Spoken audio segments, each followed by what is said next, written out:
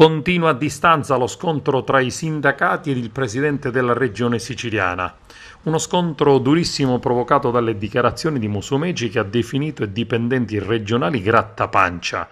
Durante l'intervento conclusivo della manifestazione diventerà bellissima. A loro volta i sindacati che hanno difeso i dipendenti regionali fannulloni. Immediata la risposta delle organizzazioni sindacali, che in una nota stampa scrivono: se la macchina burocratica della regione funziona male non è certo colpa dei dipendenti, ma di chi dovrebbe metterla nelle condizioni di rendere al meglio. Quello di scaricare tutto sull'ultimo anello della catena è un vecchio vizio della politica, ma i problemi sono molto più profondi. Servono procedure snelle, strumenti adeguati, nuove assunzioni, il nuovo contratto della dirigenza e soprattutto una reale valorizzazione del personale che passa dalle progressioni alla riqualificazione. Le parole di Musumeci alla manifestazione politica sono state molto dure.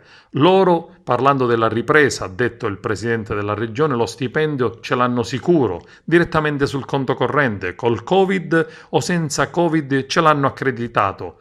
La burocrazia, non solo quella regionale, non ha capito che questo è un momento in cui bisogna alzare il sedere dalla sedia.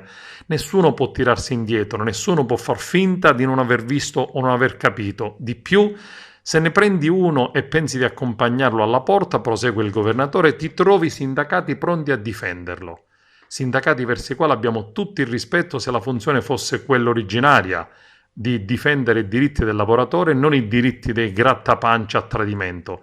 Ed i sindacalisti rispondono a muso duro: nessuno vuole difendere fannulloni che però sono ovunque, negli uffici così come nelle stanze del governo. In 30 mesi di governo Musumeci si è sempre sottratto al confronto con le organizzazioni sindacali di categoria, sebbene in campagna elettorale avesse promesso relazioni sindacali dure ma corrette. E invece, in pieno caos amministrativo e politico, sceglie la strada più semplice e popolare, e cioè l'attacco generico e nel mucchio dei propri dipendenti e delle organizzazioni sindacali, facendoci ripiombare in una visione nostalgica e superata che pensavamo sepolta insieme a vecchie ideologie.